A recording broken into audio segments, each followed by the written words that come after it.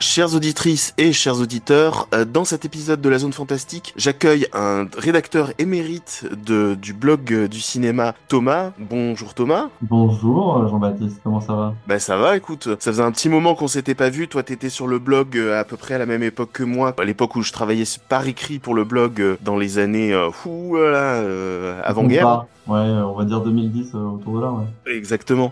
Aujourd'hui, tu tiens une chaîne YouTube, Ciné Oui, Chamanisme. tout à fait, c'est une chaîne qui alterne entre vidéo essai sur plutôt la mise en scène. Moi, je m'intéresse surtout à tout ce qui va être expérimentation dans le cinéma narratif et je fais aussi des petits films expérimentaux, voilà, où j'essaie des techniques à mes heures perdues. Donc la chaîne, c'est à la fois une proposition d'analyse de films et une proposition de court-métrage. Voilà. Et tu as également un podcast avec Aurélien Millot qui a été aussi actif sur le blog il y a quelques années. Ouais, on a eu cette idée de faire un podcast à partir de vocaux. On s'envoie en ayant vu un film à peu près la même semaine. Et c'est un format que je trouve assez intéressant parce que ça permet de pas forcément être tout de suite dans le ping-pong, mais laisser mûrir un peu l'avis de l'autre avant de lui répondre. Et donc on a appelé ça les vocaux du cinéma, sous-titré une bromance cinéphile. Ok. Ensemble, on va essayer également de d'échanger autour d'un film, un film fantastique. T'as choisi un film français, La Montagne, réalisé par Thomas Salvador et sorti en salle en 2023. Bon, Pierre, on aimerait bien que tu rentres avec nous tout à l'heure. On t'a pris un billet.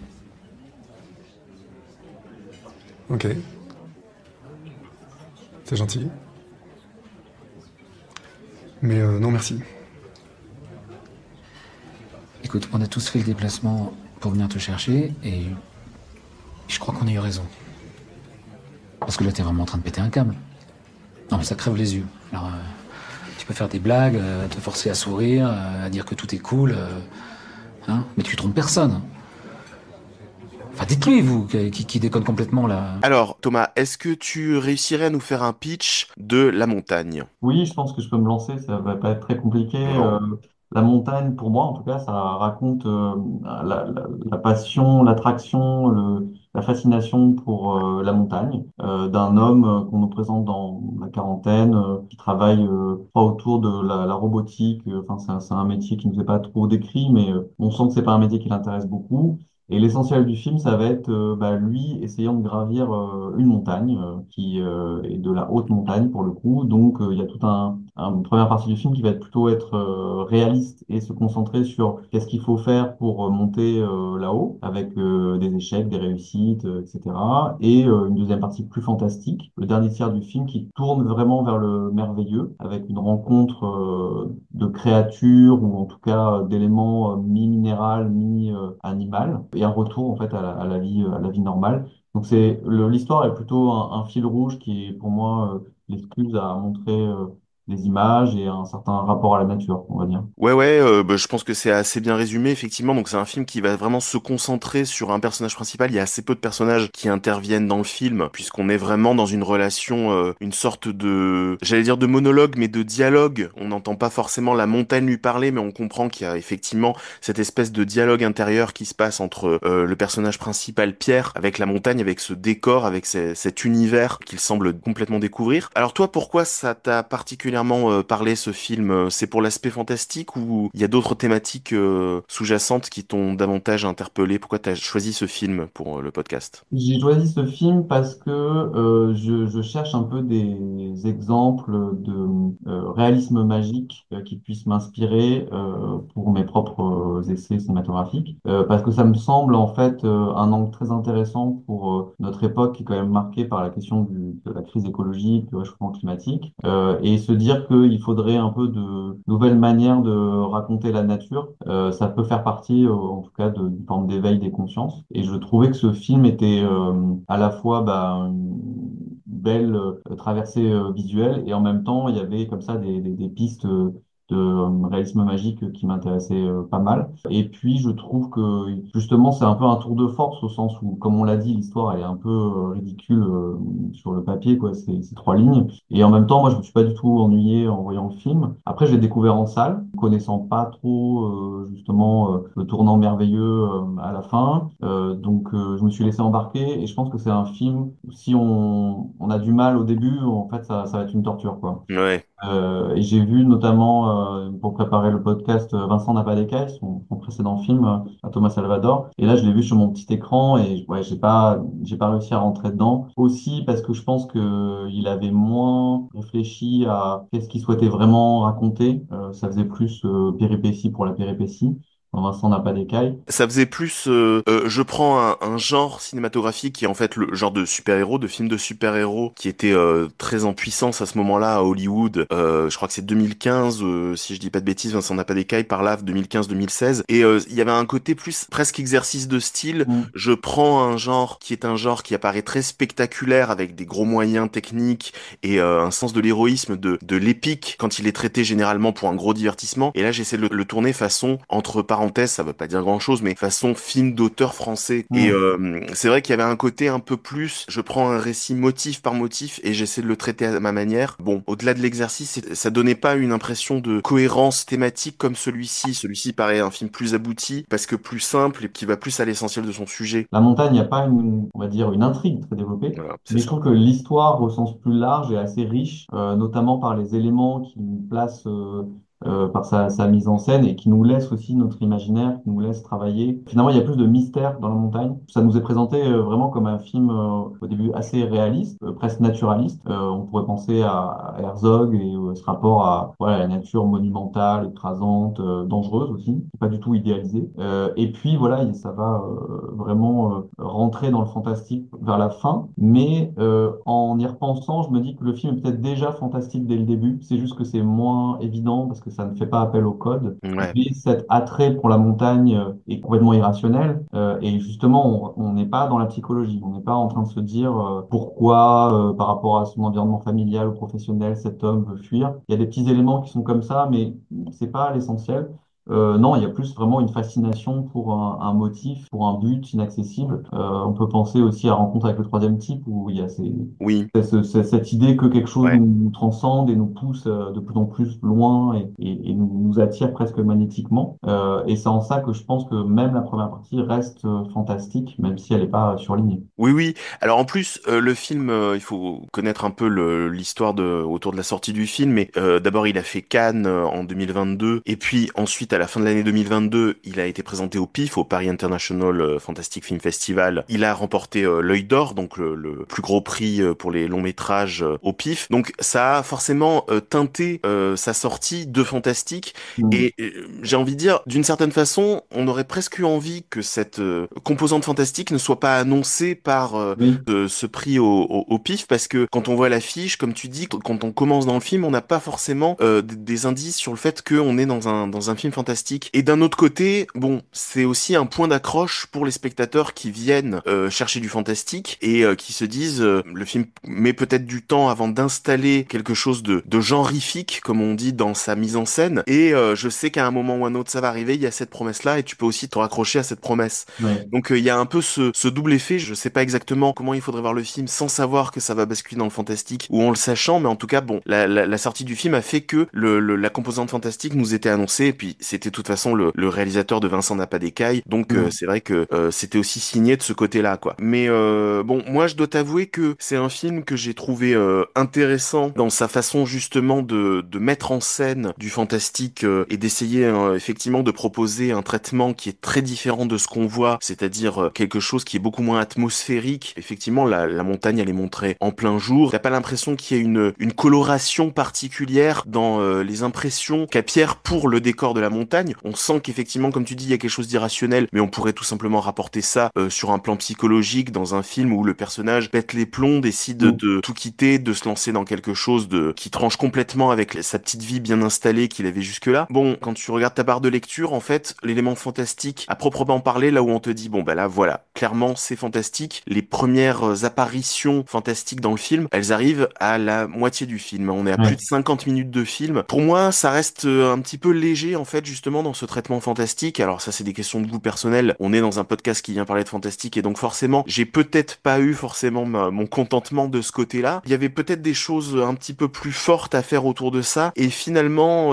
à vouloir faire quelque chose d'assez épuré, justement, dans le traitement du cinéma de genre, ben, je trouve que il paraît presque timoré par certaines Mm. façons. C'est-à-dire que pour moi, le fantastique, c'est aussi déployer une mythologie, j'ai envie de dire, dans laquelle un personnage doit s'inscrire. C'est aussi Mm. quelqu'un qui va questionner ses croyances. C'est aussi quelqu'un qui va questionner tout un décorum et toutes les différentes strates de réalité autour de cette montagne. Mm. Et là, finalement, il a des conversations finalement assez succinctes avec les montagnards, les gens qui habitent, qui gravitent autour de la montagne. On est à Chamonix, hein, si je dis pas de bêtises. Je sais pas Pas si c'est loin. précisé, mais je crois qu'ils ont tourné à Chamonix. On aperçoit une ou deux pancartes dans le film. Il manque pour moi un petit peu le côté mystique qu'il devrait y avoir autour de ça. Lui, tu comprends qu'il a ce rapport-là à la montagne, et finalement, il y a peu d'échanges avec d'autres personnes qui pourraient lui renvoyer la balle d'une certaine façon. Il pourrait à nous spectateurs aussi, nous apporter davantage cette composante mystique, métaphysique. Il a presque voulu faire une espèce de film fantastique laïque, d'une certaine façon. Laïque dans le sens qu'il ne s'inscrit pas dans Mm. les croyances du genre, hein, pas laïque Mm. au sens propre, décorrélé des religions, mais décorrélé des conventions Code. Ouais. officielles, tu vois. J'ai l'impression Mm. qu'il a fait ça. Et pour le coup, ça crée un argument fantastique qui est vraiment très ténu. Je vais dévoiler les coulisses de ce podcast. Tu m'as proposé donc deux films, d'un côté Ni le ciel ni la terre, et de l'autre La montagne. J'ai regardé les deux, j'ai préféré qu'on traite de La montagne parce que pour Ni le ciel ni la terre, je trouve que là également on était sur un argument fantastique très ténu, et le film s'inscrivait davantage dans le genre du film de guerre. Il y avait un côté désert des Tartares en fait, avec Mm. espèce de bataillon un peu perdu au milieu du désert. C'est un film très intéressant aussi, Mm. et très beau visuellement en plus, Ni le ciel ni la terre. Mais j'ai préféré qu'on traite de celui-ci parce que on peut dégager de tout ça plus clairement le traitement du fantastique. Mais dans Ni le ciel ni la terre, mine de rien, il y avait quand même ce côté mythologique autour des croyances que transmettent les villageois, les bergers de la région. On est en Afghanistan. Tu vois, c'est quand même un poil plus présent la mystique du film. Oui, je suis d'accord avec toi. La montagne manque de l'or, entre guillemets. C'est-à-dire C'est un que peu ça, ouais. pas un univers étendu, c'est pas la métaphore de l'iceberg où il y aurait la partie émergée et on devinerait ce qui serait dessous la partie immergée. Et je pense que c'est aussi un film très taiseux, au sens où Ouais. déjà ça parle pas beaucoup, mais ça n'incite pas non plus à la conversation entre le film et le spectateur. Je pense que c'est un film qui essaye de nous dire ce personnage-là est imperméable. Il se passe des choses dans sa tête et qui motivent un petit peu aussi son aventure, tout aussi imperméable que le serait finalement la montagne. Et ce qui est intéressant dans le film, c'est que l'élément du coup, fantastique arrive tardivement, mais surtout,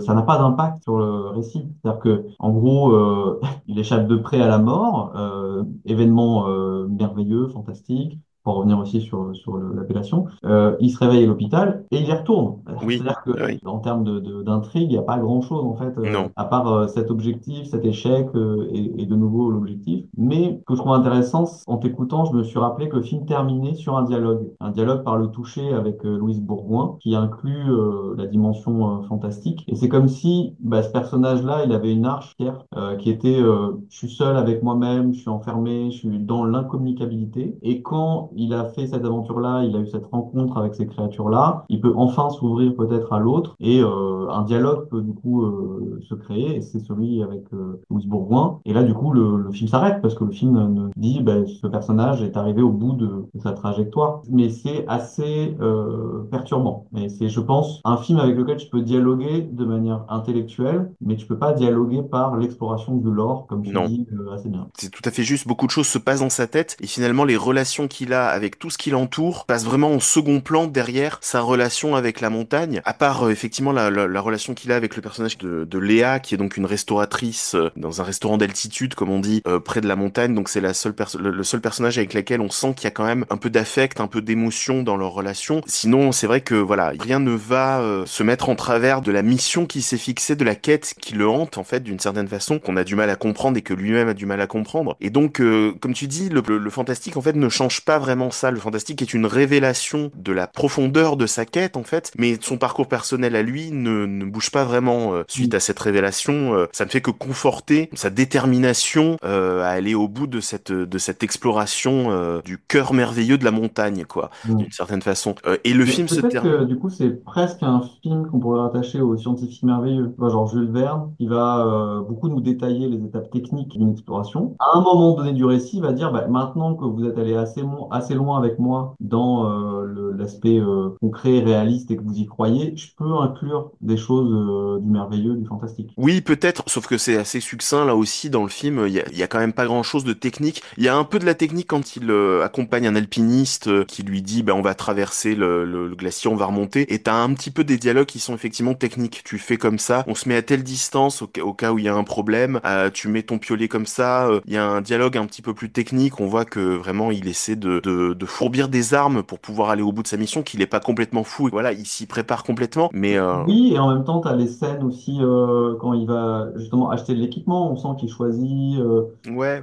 Je pense en fait, c'est pas dans le dialogue, mais dans le choix de ce qui est filmé. Le réalisateur nous dit, j'accorde une attention forte à la technique, qui est un continuum entre l'équipement dont j'ai besoin, mais aussi les gestes. Je sais que Thomas Salvador, du coup, est aussi alpiniste, et que c'était une des raisons pour lesquelles il voulait faire le film. D'ailleurs, on n'a pas précisé, mais il réalise, il joue dedans, enfin, c'est le Ouais. personnage principal, et que l'histoire du making-of du film, en gros, c'est avec son chef-op, ils ont presque fait, je crois, un tiers des plans tous les deux sur la montagne sans autre équipe parce que Mm. il fallait être léger, il fallait surtout choper les bons angles, etc. C'est en ça que moi je trouve que ça peut se rapprocher voilà, du merveilleux scientifique au sens où on va prendre beaucoup de temps pour comprendre comment techniquement c'est possible d'aller sur une montagne. Ça va être l'équipement, mais ça va être aussi là où je mets ma main. Et donc Thomas Salvador ne nous le dit pas, mais il nous le montre. Il nous montre quand même plein de séquences d'alpinisme qui sont une discipline à part entière et qui sont, oui, je pense, un savoir-faire que j'ai pas. Ouais. Ouais. Mais je sais même pas si Thomas Salvador lui-même dirait il a fait un film fantastique. Je pense qu'il est conscient qu'il a inclus des éléments fantastiques, mais peut-être qu'à aucun moment il s'est dit je mets mon film dans une case, tu vois, d'une certaine Ah manière. non, ça je pense pas, effectivement. Mais le problème, c'est que cette façon de ne pas vouloir faire un film qui appartient à un genre précis, à un circuit d'exploitation précis, à un marketing précis, pourquoi pas? C'est un projet artistique assez noble, hein, mais pour moi, le problème, c'est que on en arrive à un côté vraiment aride, hein, je dirais, à certains Mm. moments dans le film. Dans la dramaturgie, en fait, le personnage en lui-même, on connaît tellement peu de choses que je trouve que c'est compliqué quand même d'entrer dans un film et suivre un film avec un personnage qu'on connaît aussi peu. C'est Oui. pas que j'attends d'un film qui nous fasse tout un CV du personnage, tout un pédigré du personnage avec son enfance, avec tous ses traumas. Forcément, on n'est pas obligé d'avoir quelque chose d'aussi explicite. Mais là, vraiment,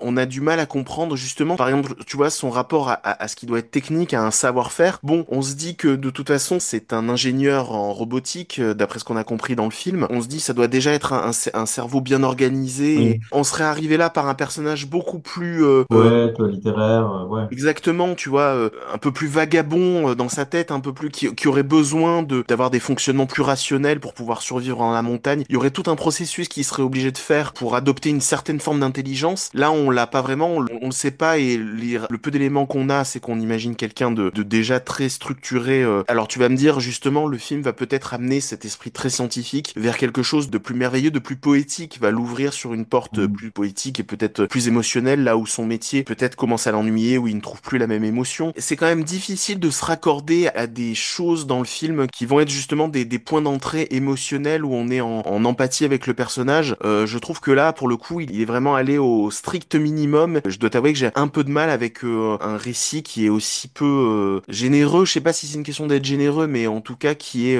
aussi, ouais, je trouve parfois un peu aride, quoi. Alors après, tu me diras, c'est peut-être aussi une forme qui ressemble aussi à la montagne, hein. C'est-à-dire la montagne, tu la prends d'un bloc, c'est tout un décor tout blanc comme ça, et c'est une façon aussi de mettre le film en accord formellement avec la puissance de la montagne qu'il faut prendre d'un bloc, il faut arrêter de se poser des questions parce qu'il faut avancer, il faut survivre, et peut-être que le film va dans cette direction-là. Bon, alors peut-être que je suis peut-être pas fait pour la montagne, que j'ai pas cet esprit-là, tu vois. Ce que tu racontes me fait me poser la question plus générale des attentes au cinéma qui sont forgées par les bandes annonces, les affiches, les titres. Mm. Et je pense que ce qui est difficile avec le fantastique, c'est cet équilibre entre est-ce que je fais appel au code du genre pour du coup avoir une sorte de base de gens intéressés à la sortie, mais quitte à ne pas vraiment faire quelque chose de neuf, parce que tu peux aller dans le sens inverse et faire que des références au genre et du coup être, je sais pas moi, dans une démarche très référencée de Mhm. citation, Mhm. comme va pouvoir le faire par exemple un Del Toro, tu vois, qui va dire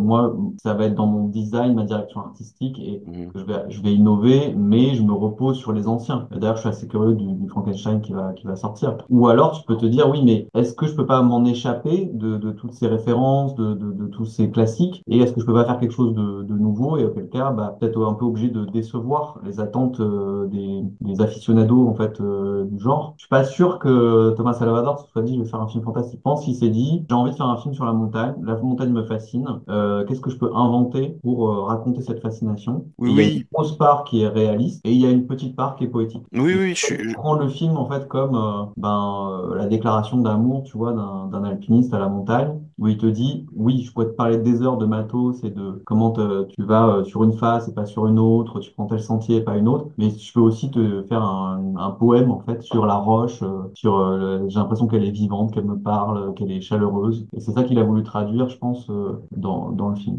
Oui, oui, non, mais je suis d'accord avec toi, mais c'est comme une tradition de cinéma d'auteurs français comme Éric Romer ou comme Alain Resnais qui se permettent des échappées poétiques dans des films, des échappées merveilleuses, et effectivement, c'est pas pour autant qu'on va les classer comme des Mm. cinéastes fantastiques, simplement des gens qui s'autorisent un moment de se dire, eh ben là, effectivement, je vais à l'écran symboliser quelque chose qui n'est pas réaliste, qui n'est pas forcément toujours vraisemblable, c'est une licence poétique d'une certaine façon, et je Oh. suis d'accord que Thomas Salvador, sa démarche doit être celle-là également. Moi, ce qui me gêne en fait dans le film et ce qui fait que même s'il n'y a pas beaucoup de fantastique, j'ai du mal à me contenter de la première partie réaliste, c'est qu'il y a quelque chose que je trouve vraiment presque rédhibitoire dans le film. C'est que le problème, c'est que le rôle principal est joué par Thomas Salvador lui-même. Alors je peux comprendre parce que comme tu dis, c'est un alpiniste expérimenté. Voilà, c'était plus pratique pour le tournage. Mais alors, je suis désolé, mais c'est un acteur épouvantable, hein. C'est vraiment ah oui. C'est vraiment très compliqué de suivre Thomas Salvador en tant qu'acteur. J'ai regardé d'ailleurs, je me suis dit, mais il est acteur de formation. Apparemment, à part dans ses courts-métrages et ses longs-métrages, il a pas une carrière d'acteur en dehors de sa propre œuvre. Bah, ça se sent un peu à l'écran, quoi. Je trouve que ça sonne très faux. Il a un jeu, bon, très minimaliste, hein, ça c'est sûr. C'est compliqué. Et puis même sa direction d'acteur, lui, en tant que réalisateur, ben les autres aussi autour, il y a une conversation avec la famille dans le Mm. restaurant. Je trouve ça vraiment catastrophique, hein, vraiment. Mm. Alors j'aime beaucoup Martine Chevalier, qui est une actrice de théâtre merveilleuse, qui joue sa mère et qui elle s'en sort pas mal. Mais alors les deux autres, les deux frères, le frère qui pique une crise. Je sais pas si l'alpiniste qui l'accompagne est peut-être pas un acteur professionnel. D'ailleurs, je parlais de la scène alpiniste, je me dis c'est peut-être pas un acteur professionnel. Donc il y a presque un côté un peu justement naturel parce qu'il lui parle comme il parlerait à quelqu'un qui vient visiter la montagne et tout. Mais tout ça crée une espèce de jeu de mélodie dès le début avec ses collègues ou quoi, où je me dis oh là là, mais enfin j'ai trouvé que vraiment ça sonne. Bah j'ai cité Eric Romer ou quoi, ça sonne comme ces réalisateurs parfois comme Godard ou enfin des films dont t'écoutes simplement la façon de jouer les acteurs et tu te dis mais il y a un truc qui va pas du Un tout truc quoi. qui cloche, ouais. Après, je suis d'accord avec toi.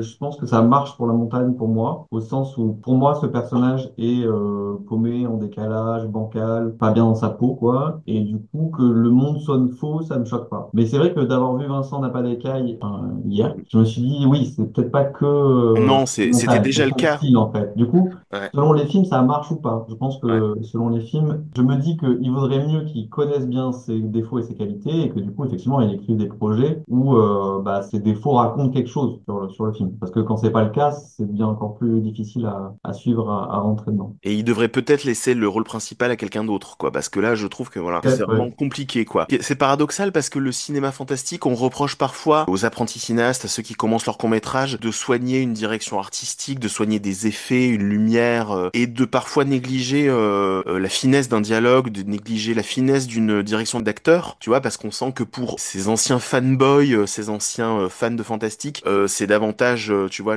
d'autres éléments d'un film, d'autres composantes d'un film qui les intéressent, les composantes visuelles le plus souvent, tu vois, sensorielles, on va dire au sens Mm. large. Et là, paradoxalement, alors que lui, il se détache de de tout cet héritage fantastique, paradoxalement, je lui reproche à peu près la même chose, Même c'est-à-dire que chose, ouais. il a du mal à m'embarquer sur, avant de t'intéresser au fantastique, on va commencer par décrire un monde, on va commencer par planter des personnages, par te faire croire à des personnages et à te faire croire à leur environnement. Et là, je trouve que voilà, c'est compliqué et c'est finalement pour moi le fantastique qui le sauve dans la deuxième Mm. partie du film parce que les effets spéciaux sont magnifiques. D'abord, Oui. faut le dire, c'est un film français avec un budget assez limité. Je sais pas dans quelle gamme budgétaire il entre, mais on est clairement en dessous des 5 millions d'euros dans les eaux dans lesquelles peuvent évoluer les films fantastiques français. Les effets spéciaux, je les trouve très beaux, je trouve très intéressants en plus, pas simplement leur facture, pas simplement leur exécution, mais même le choix des textures, le design de ces effets spéciaux, je le trouve assez intéressant. Donc c'est pour ça que je trouve qu'il m'en a manqué un peu à la fin finalement, parce que je me dis, tiens, quand ça doit basculer dans le fantastique, ça le fait très bien, tu vois. Mm. Ça n'est pas ridicule, c'est intéressant, c'est beau, c'est vraiment, ça apporte quelque chose de très beau. Voilà, j'ai été un peu frustré à la fin de voir ce dernier plan où effectivement, comme tu le disais, c'est un personnage qui est un peu seul avec lui-même pendant tout le film, et c'est au moment où il va réussir en fait à partager ça que le film se termine. En fait, et tu te dis, Mm. ah, c'est dommage parce que j'aurais voulu en voir plus. Le dernier plan, il descend vers la ville,